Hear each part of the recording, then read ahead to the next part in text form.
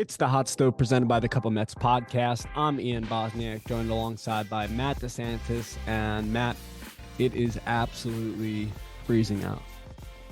Oh, it's brutal, honestly. Driving to work some of these mornings, it's just been terrible, especially Tuesday. Dude, I'm like getting locked out of my car. Everything's frozen. I Everything's know. frozen. One of my friends who has a Tesla couldn't get in because of the handle. It's a push one. Yeah, yeah. He couldn't Well, listen, I couldn't won't, get in. I won't say anything, but somebody on this podcast has been employed by Tesla before, so he gets it. With that being said, with that being said, remember to give the Cup of Mets podcast a follow on Instagram, YouTube, Twitter, and TikTok. Again, we are at Cup of Mets.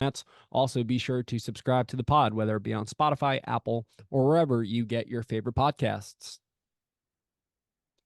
As we touched upon in last week's episode, towards the near end of recording, it was reported that the Mets had more or less $10 million to spend left this offseason. It was reported by Andy Martino. We touched upon it a little bit.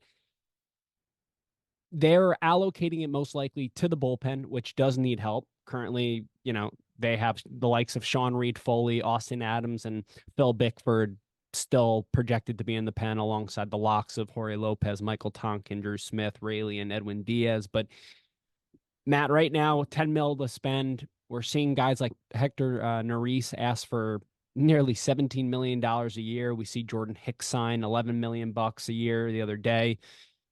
What pieces are you looking for that can maybe fit within that price range? Yeah, I mean, this has been a weird hot stove as it's been a slow hot stove. It's been a cold Um, stove. exactly. You're not wrong on that. Anyhow. I don't know if I believe that 10 million number. I think Steve will always look to improve the team, however Stearns' vision sees it. Um, but at some point we gotta if we want to shoot out a competitive team, we need to get a DH. Yeah, absolutely. And that brings into another question, obviously, and we'll get to that. But it's been known that, hey, Harrison Bader and Tyrone Taylor and Joey Wendell, those weren't our offensive additions that we were expecting, even if we weren't going all in per se, right? It was still maybe like a JD Martinez, a Justin Turner, a Teoscar Hernandez, something along those lines. Nothing yet has come to fruition, and we'll talk about that. But yeah, how are you going to fit a DH within that? I agree with you. I think that number's flexible considering Uncle Steve's pockets. I if I were the Mets, seeing where the market currently is with relievers, three names that I would look at a reunion with David Robertson. I'm not really sure what he is going to necessarily command after he was pretty brutal for the Marlins. Down the, I mean, his last 30 games, 5.06 ERA tells everything you need to know. He was a big reason why the Marlins kind of dropped a little bit towards the end there. So, I mean, David Robertson's one name. Another guy that I like is Matt Moore. He also pitched in Miami last year, pitched to a 2.50 ERA, 3.73 FIP. And then another one is Ryan Stanek, pitched for the Houston Astros the last three seasons, had an incredible 2022, 1.15 ERA, 62 strikeouts, and 54 and two-thirds of an inning. And I think that Ryan Stanek, I'm going to really kind of zone in on him here because I feel like he'd be the perfect fit for this ball club. He can pitch multiple innings. And with that, he also pitched to a 4.09 ERA. Therefore, we're expecting a little bit of not only a bounce back, but some teams may not be looking at him money wise the same way that other teams are looking at him. So I think Stanek's, a really nice piece that they could possibly add. And then there's, a bunch of veterans on the market like Matt Barnes and Aaron Loop, Mark Melanson, Lou Trevino, Aroldis Chapman. So I don't know. It's going to be interesting how you're going to, I feel like it's going to end up being like 15 to 17 million bucks that they're going to end up spending. Yeah, I mean, like I said, I can see something along those scenarios. But I mean, it's TikTok, bro. Like, what are we like 30 something days from spring training? We are 35 days until spring training games. Oh, that's beautiful. So we're probably looking at more like 20 until the team starts getting together. Yep. Yep. So if they're gonna do something, they gotta do it soon. Um, but like I said, part of me, I'm starting to feel like that they're just gonna embrace the full youth movement. Yeah. Yeah. I mean, listen, for me, what I'm hoping for is, if they're embracing that youth movement, let's say on the offensive side of the ball, and we're gonna talk about that. I'm hoping that within the 10 to 15 to $17 million range, whatever it is, I'm hoping that they can remove two of Sean Reed Foley, Austin Adams, Phil Bickford from that projected bullpen. Put in, let's say, a Matt Moore and a Ryan Stanek. And I really think looking at the bullpen, sure, you don't have that surefire bridge eighth inning guy like you've had in seasons past to Edwin Diaz, but you'd have a pretty nice bullpen with the likes of Rayleigh and a Drew Smith, Michael Tonkin, Jorge Lopez, a Matt Moore, a Stanek, and a Phil Bickford or something like that. I feel like the bullpen could end up being a strength in the long run if a few of these pieces bounce back, and they have proven in the past that they're really, really good arms. Yeah, absolutely. And I think that's what David Stearns was getting at with a lot of these 1 year deals. Yeah. So it's Maybe it's maybe even a gone. Michael maybe even a Michael Fulmer.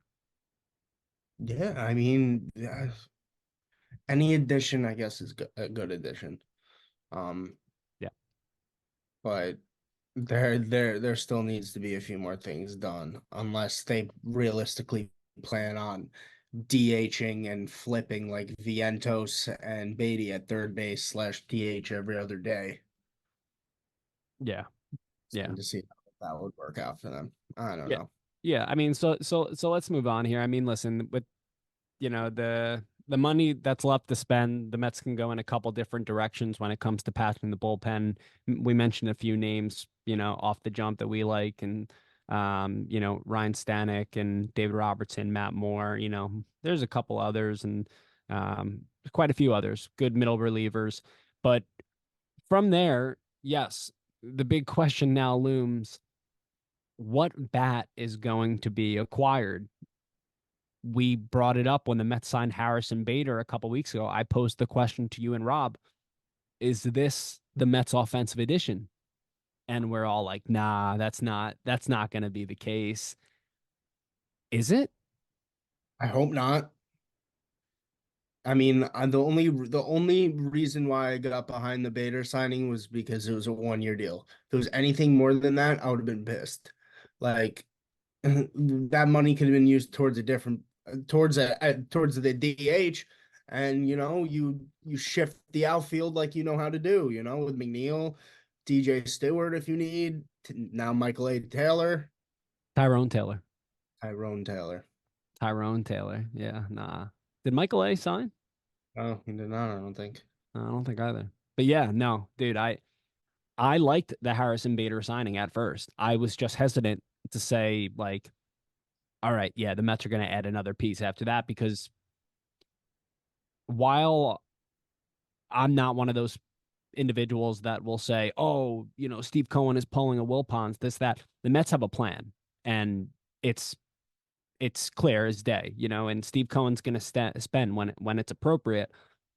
But you look at the lineup right now, right, and you have essentially give or take Nimmo, McNeil, Lindor, Alonso, Marte, Stewart against righties at DH, Francisco Alvarez, Brett Baty, and Harrison Bader. Against lefties, you would flip flop Vientos and Stewart, or Vientos would get a bulk of the playing time as well, which I think would be appropriate. Let him see both sides of the mound, but that lineup is not going to produce, right? And then you look at the money that's left to spend, and you go, okay, how can the Mets fit in a Justin Turner? How can they fit in a Jorge Soler? And there was a report earlier this week, and that's why I feel like this offseason has been so weird. And we've said that a million times, but it's like we hear, all right, there's a soft cap on how much left there is to spend. Oh, okay. And the Mets are going to primarily focus that on the bullpen. And then a report comes out the other day that the Mets are still amongst the teams that are talking to Jorge Soler. Yeah. So, I mean, Jorge Soler in a perfect world is the perfect fit, because there are a couple players that you can option that still have remaining options. Jorge Soler can play some outfield, and he can also hit dingers and be your DH every day. Yeah, trust But me, how but how are you we've going to fit that in? exactly. I mean, that's why I feel like that 10 million now like left to spend was kind of a bullshit number because if they're so interested in Soler's costing a lot more than $10 million. I hate to Oh break yeah. it. Yeah, he opted out of what, 12 million bucks? Something along those lines, but 126 weighted runs created plus. I mean, that's the thumper that you need in the middle of the order to protect Alonso, protect Lindor. Look at Marte in the Dominican League. He looks healthy. We need to put bubble wrap around that guy. Yeah, I mean, if he's Yeah. healthy, the lineup looks a million times better. So funny. I tweeted that today and then somebody responds and they were like Lydom is like little league pitching. Yeah, okay. It doesn't matter. The fact that he is getting up at the dish, getting reps, and actually playing right field is a great sign. Um, and that's a story in and of itself that we won't really dive into deep because we did mention it last week that he did play his first game. I'm not really sure how many games he's going to wind up playing. I think he's played in 7 or 8 thus far. And he's looked pretty good. So listen, a healthy Starling Marte we saw in 2022 goes a really, really long way. I think that he is. I I don't know. Do you agree? He's the He's key to one the. of he's one of the X factors. I mean, I think offensively speaking, if you look at the lineup and you try to say, okay, who's a surefire thing, who's gonna bounce back, who's gonna this, I think Starling Marte is your offensive X factor. I would say that, and also Francisco Alvarez. Okay, yeah. If We're, Alvarez takes we're that we're next leap, yeah, we're hoping to see a big jump in him. Like he wasn't just some catching prospect. He's like a superstar catching prospect. Like this kid can hit. I want to see him hit. I want to see him play every day. Play the like get an off day every like 6 7 games. Come on. yeah, and I think he Tough. will. And I think, I mean, you see him putting in the work already. He's posting it all over his He looks socials. good, man. He looks good. He looks thin. Yeah, he looks like he's slimmed down, put on some muscle. He looks great. Wow. He he looks So great. so soon we're gonna be seeing all these videos of spring training. I can't wait, man. I can't wait. I know. I'm so stoked. I'm so stoked. And then, I mean, if you think about it too, yes, you and I are both not so keen on the current Mets lineup, but if Brett Baty is going to take that next step, then that's also a positive. Obviously, like no shit, Ian. But if he even takes that next leap, even a little leap, right? You're looking at a guy that's going to hit 15 home runs, maybe post around 100 weighted runs created plus in that, you know, league average territory, a guy that has a little bit of pop that can hit down towards the end of your order. If he can just get on base and draw some more walks, go the opposite field a little bit, be that natural spray hitter that he is. Listen, the Mets lineup has upside, but it's a question mark. The entirety of it is a question mark aside from Nimmo, Lindor, and Alonso. Yeah, I mean, we need to see. I want to see Brett Beatty show up, bro. He Yeah. was hitting bombs in high school, and then he's been hitting bombs in the Mets system. Played well, Double A, Triple A. I would love to see him take the leap and be our third baseman of the future. I would love to see that. I'm praying that happens.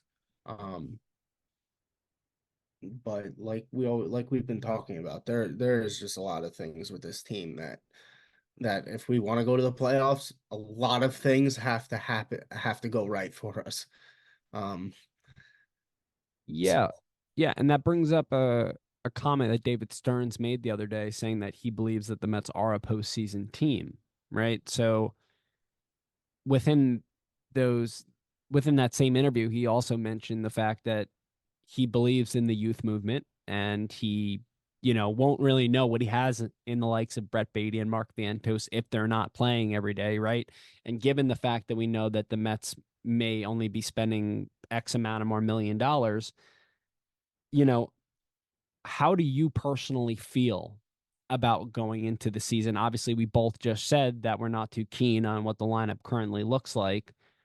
But what does your gut say in terms of like maybe the leap that Vientos can take? We know that he hits the absolute crap out of the ball when he makes contact. I mean, if he qualified last year, his average exit velo was 92 and a half. That's in the great category. His hard hit percentage was 51%. That's in the great category.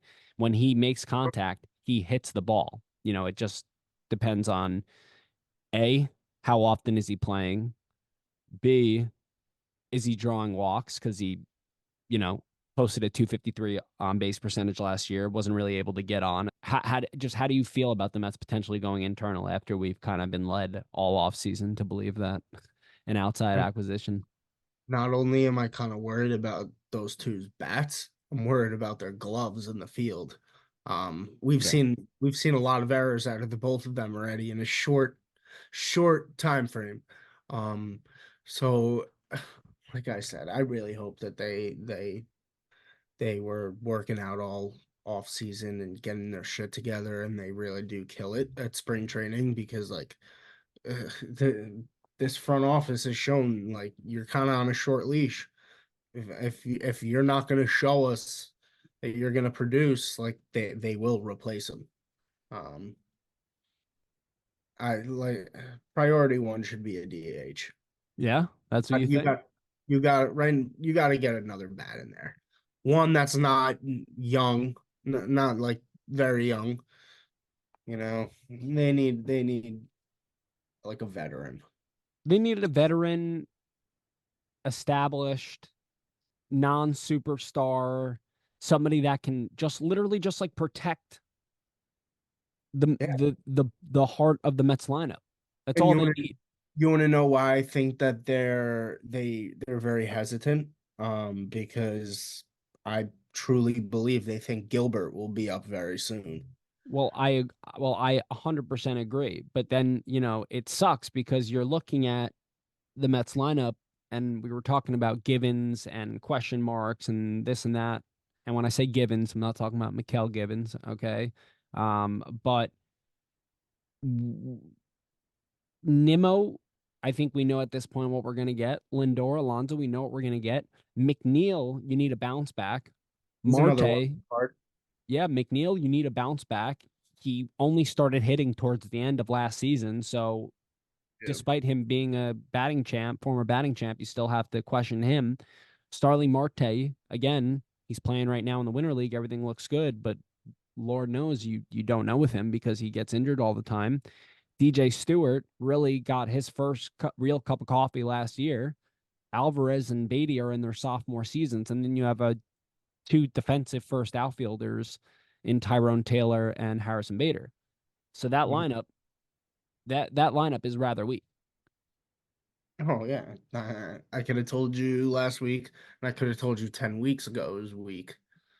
You know, But I a lot I of mean, people, a lot of people forget though what our cap is right now. Well, I wouldn't call baseball having a cap, but Steve Cohen still has to shell out 100 million this year for. I mean, he already just paid a shit ton. Now he's gonna pay again next year. I think he's on track for like 75 or something like that next year. Over 2 years, it's gonna be like 180 million dollars in taxes. More than the Athletics have spent on their payroll the last like 5 years combined. That's Four, maybe 3 years combined, maybe 4 years. I don't know. yeah, dude, that's crazy. But no, I mean, listen, my confidence level if they don't add another bat is kind of slim. I'll still keep my chin up only because again there is upside. Mhm. But all in all, when I look at this team, I'm still looking at a framework of a team that there's still a framework, offensively speaking, of a team that won 100 games 2 years ago. So plus two quote unquote stud prospects. One we know has been a stud in Francisco Alvarez when he came up, but Baty, right? We were waiting for them in 2022, and right, Baty unfortunately got hurt, but you're still looking at the same framework. And that's why I think that if you were to replace a Stewart, let's say DH with a Jorge Soler, you're looking at a completely different lineup, even with a Harrison Bader 9, even with two sophomores 7-8. You're looking at a much stronger lineup. And then if Marte's healthy. it goes a long way. But you know, when it comes to the youth movement, I'm just worried that to me, it's more so it's not even about their bats. I believe that Baty's bat will come alive. I believe that Vientos's bat will play too because he hits the ball hard if he can cut down on the strikeouts. Yeah. I agree with you 100%. It's the defense, right? And how Yeah. I don't want to say this, but how long is it? How many games, how many weeks, how many months is it until Mark Vientos and Brett Baty are platooning at DH and Joey Wendell's are starting third baseman? Shut the fuck up. If that's the part of the season where I start getting really pissed off. Oh yeah. Yeah. I You know mean, what I'm hoping for? A very fun and competitive team. That's it. absolutely. Absolutely. And I can hope for Bader to play well so we can dish him off at the deadline for prospects. I'm a big prospect guy. Oh, so we're just cutting the cords. We're not making the playoffs. You're already talking about Dylan Bader, huh? Come on, look at our All right. fucking lineup right now as of January 18th. You think we're gonna make the playoffs? If All I right. was, So, if I'm a betting man, which you know I'm not, um, I would bet that the Mets would not make the playoffs as of January 18th. all right. So we don't have to dive into this tunnel, but are you trading Alonso then at the at the deadline? Um, I don't Ooh. want to because I love him. Realistically, I don't want to, Yeah. but I don't think I don't. He's gonna hit the open market, Yeah. and you know, as how much would you be willing to go? Are you going over Matt Olson money? I mean, yeah, because Matt Olson took a stupid contract and is getting paid $21 million. I think the people that you got to look at are the Freddie Freemans and the Paul Goldschmidts. I think they're up in 27 and 26. But hear me out. So all right, so I would pay Alonso like 25. why do I feel like he wants more than 25? He probably does. I would even go near sure 26, 27. But if you're telling me that You Pete going to Alonso, 30? If Pete Alonso wants 30 million, you going to 30? well, And somebody, paying 64 million between just him and Lindor themselves, then you got to throw in McNeil's contract. well, Then no, you're looking at like 80 million between three guys. well, no, but I don't know, dude. To me, when you look at Pete Alonso, the only reason why I'm saying is that I would stop at like a 26, $27 million range. And again, dude, it's not my money. I don't give a shit how much it's is being spent between player A, B, and C because I'm not I'm not going to use the deferred Dodgers as an example because they're, you know, whatever. But look at the Yankees. They have multiple players getting paid 30, you know, 30 plus $1 million and they're all within the same frame. So to me, it's more so I don't know how you can justify Pete Alonso making more money than Freddie Freeman. Yeah, I can't justify that. Freddie Freeman hit the open market at 31. Alonso will hit the open market at 30. Paul Goldschmidt, I believe, got traded around the age of 30, maybe 29, signed the contract with the Cardinals. Matt Olson, I have no idea who his agent is. It's probably just like an Atlanta Braves, you know, stunt that they pulled, whatever, paying him only 21 million bucks. But I don't know, dude. I don't know. I mean, I this is definitely a topic and a question for another day because we have bigger fish to worry about right now, considering the lineup. If Hear me out though. I love, like I said, I'll always say I love Pete Alonso. But if he's killing it, if he is absolutely killing it this year, pumping home runs, ribbies, and we're out of it at the deadline, and some team tosses us, I'm talking either a quality starting pitcher or pitching prospects, good top 100 prospects, I would do it if the deal's right. Top 100 prospects, like how many are we talking? I would need multiple here. No, I'm saying I would need at least two top 100s and an MLB like starter. Sure. So more than what the Padres got for Soto. Well, They got a lot. They They they got a pretty nice package from the Yankees. they did get a nice package. They got a mixture. They got an interesting mixture of, major league ready But players that's and but that's good because that's showing what they paid for a rental, which is what Alonso would be. Somebody's giving out prospects in terms of hoping that they're plugging Alonso in to a winning lineup to get a world chase a World Series. Um, but Stearns just came into this job and like he has all the job security. He ain't if he wants to trade Alonso for a big package, he's not getting run out of town next year. oh yeah, no, absolutely not. So I mean, if he thinks the package coming back from Alonso puts more value into the team, then which is hard. Where do you get 40 home run hitters? It's hard. Yeah. It's not easy. His power, his just what he brings to the team. Trust me, I don't want to trade him, but I just don't want to pay him 30 million a year. We're locking and like I said, we always say it's not our money, it's Steve Cohen's money. But like, I don't know. It's not really the right way to build a baseball team. I also do believe, and I think that you agree with this. I truly do believe that the Mets target next offseason will be Juan Soto. So then if you factor in a Juan Soto and that type Uh, of money, then you're talking ridiculous figures. And the Juan Soto money, that's justifiable. Looking at paying a guy like Pete Alonso, whose batting average, balls put in play, is in the 220s, two yeah. like I think it was 218 this year, and his batting average was actually what, like 220, right? Like it's not justifiable. Whereas Juan Soto will give you that 900 plus OPS. He'll give you that good corner outfield defense. He'll hit you 35 home runs, drive in 100, walk a million times. You know what I'm saying? Like 400 on base percentage. He's Ted Williams 2.0. I think that that's the route that the Mets would probably go. I mean, I know people don't want to hear that, but I think that, and I also agree with you. In terms of a package for Pete Alonso, the Padres, it was a good return, right, for a rental. Soto wasn't homegrown. And I think that if the Mets were, obviously they wouldn't deal Alonso to the Yankees, but if the Mets were to acquire Michael King and Johnny Brito, and I'm trying to think of who else was in the trade. I don't really care, but Gashioka.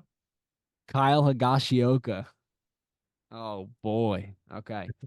But I think that that would be an extremely hard pill to swallow for Mets fans because Pete Alonso is homegrown. He's done X, Y, and Z. He's big in the community. But in reality, that would probably be a good return for a rental, someone that you're only getting for a couple more months, because it's bolstering not only your future, but right now as well.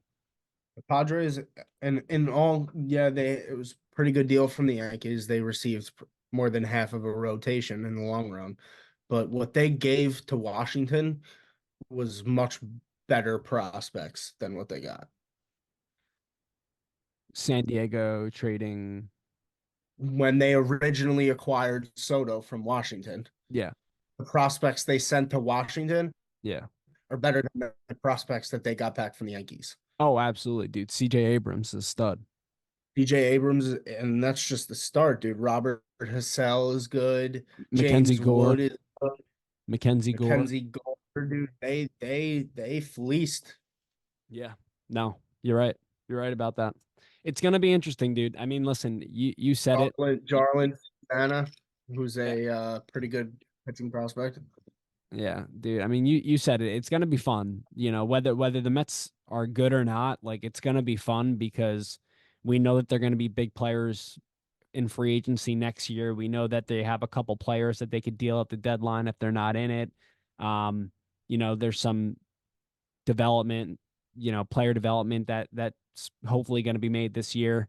So, I mean, it's going to be interesting to see. I mean, we're already talking about Pete Alonso trades, so hopefully we don't even go there. But in terms of the next realm of kids, you mentioned it before, Drew Gilbert and his potential arrival to the big leagues being sooner rather than later. David Stearns, in a recent uh, news conference, said that Drew Gilbert would begin the 2024 season in Syracuse, AAA. Yep. So, how long is it until Drew Gilbert is your center fielder? It's either when they trade Harrison Bader at the deadline, or if Drew Gilbert is ripping the ball apart in the first month or two of AAA. I mean, we know that he absolutely crushed last year once he came. I mean, he was crushing before in the Astros system before he was dealt to the Mets for Justin Verlander. With Binghamton, he was uncanny. Played in 35 games, 6 home runs, 21 RBIs, hit 325, 423 on base percentage, a 561 slugging percentage, and 167 weighted runs created plus.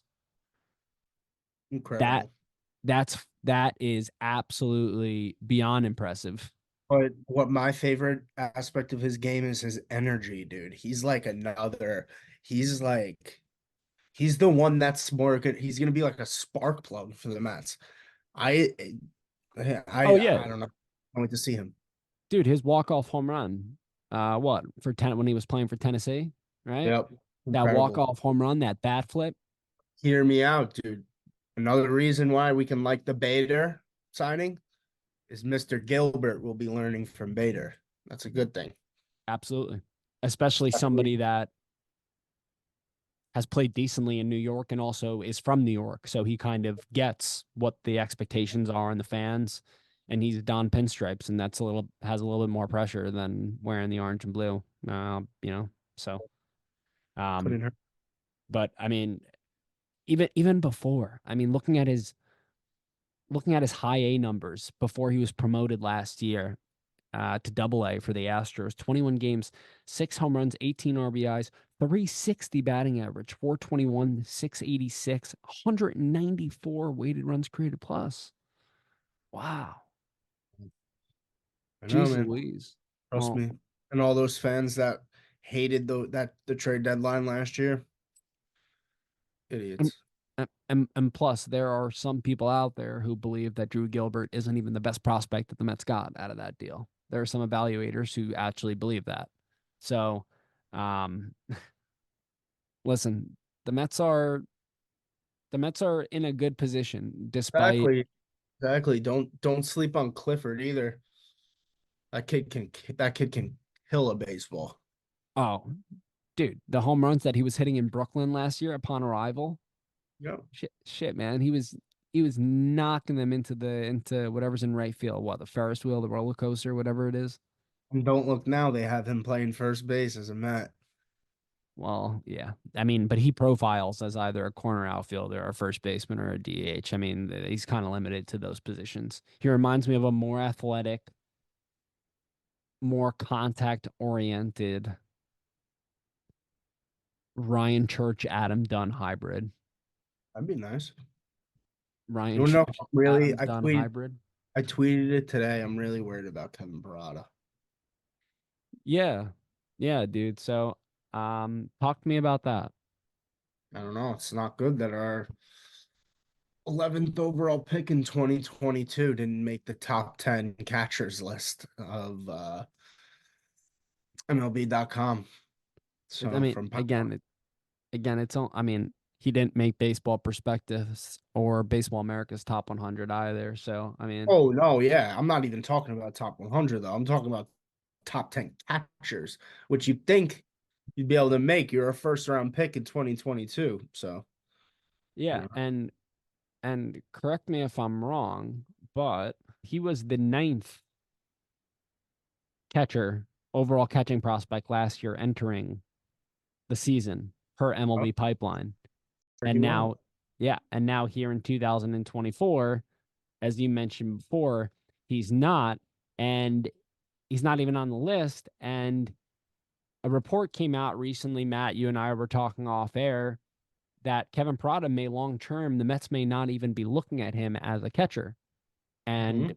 we know that the thing that evaluators like the most about him is the fact that he can rake, right?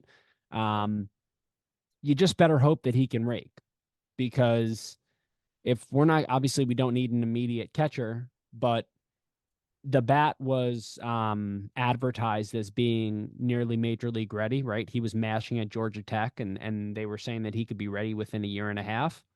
Yeah. Not being on these lists, I mean, these lists aren't everything, right? These some players come out of nowhere and perform, but you have to look into it a little bit because his figures did drop a bit last year, and you just have to hope that his stock hasn't completely plummeted.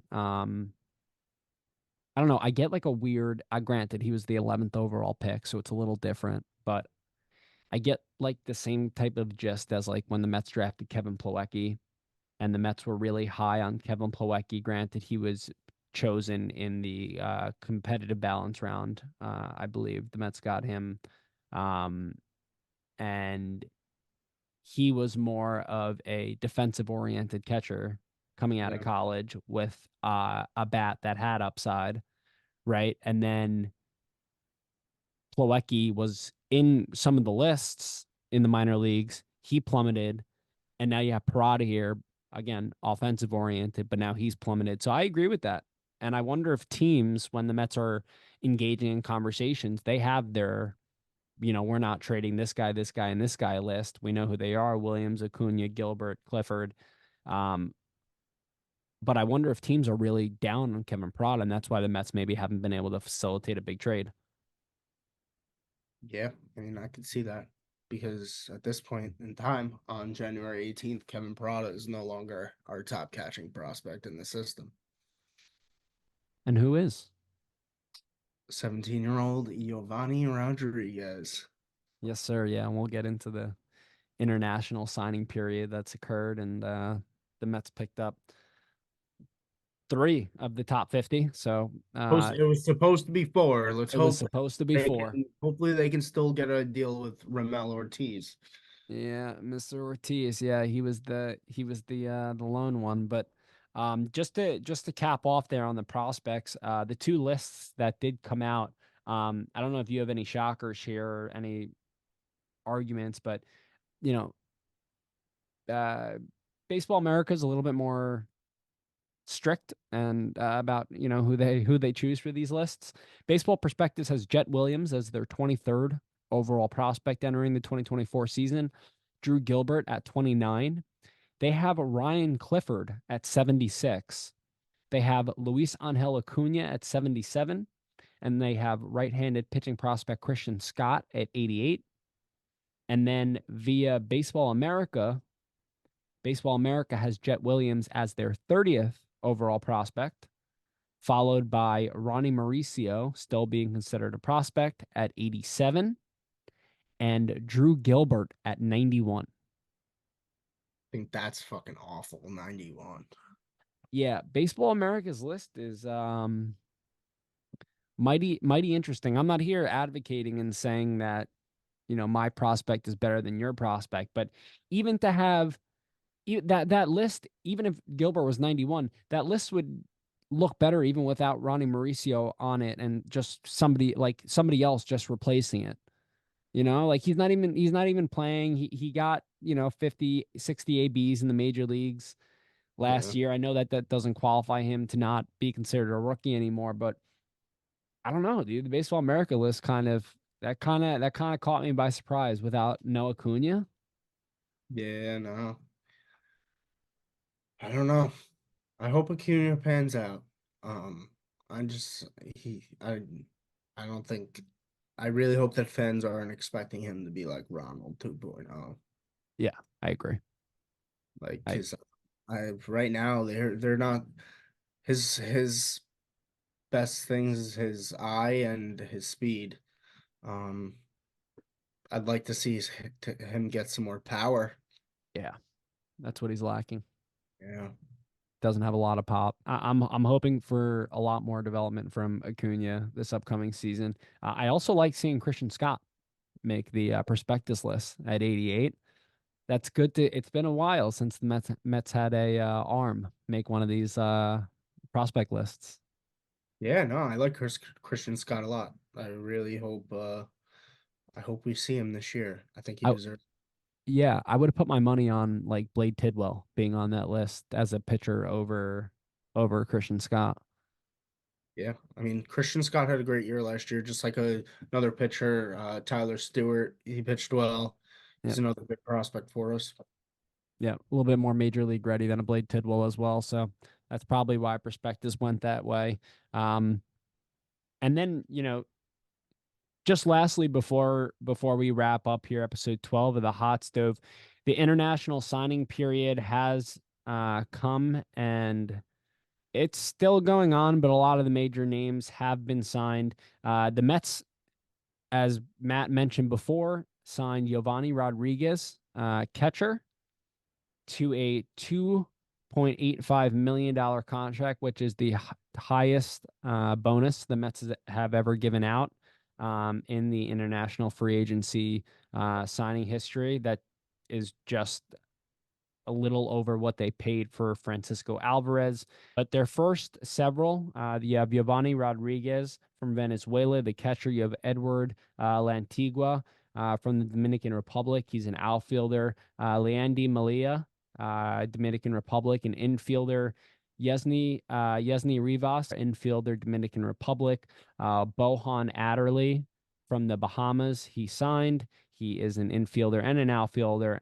And then the last one there, I have to mention him. Obviously, the Mets signed several others, but they did sign Vladdy Miguel Guerrero, who is an outfielder, infielder from the Dominican Republic. Obviously, the brother of Vladimir Guerrero Jr. and the son of Hall of Famer Vlad Guerrero. That'll be interesting. All the scouts say that he is a bat first player. A lot of improvement still to be made. He's just 17 years old. Nice to get a Guerrero in the system, though. Yeah, absolutely. We love to get a piece of those genes. You know what I'm saying? Absolutely. Where do you? I mean, not necessarily Guerrero, but when the top, I'm let's just talk about MLB Pipeline, for instance. When the top 30 prospects for the Mets comes out, I believe at the end of the month, do you see, the likes of Rodriguez and Lantigua not only within the top 30, but high on the top 30? I think Rodriguez will be anywhere from 8 to 12. Yeah. I think he's that good of a prospect to not be in that frame. Lantigua, I can see anywhere from 16 to 22, and I think the others won't be in there. I think we'll see a big jump from Jeremy Rodriguez, who we acquired from the Arizona Diamondbacks for Tommy Pham.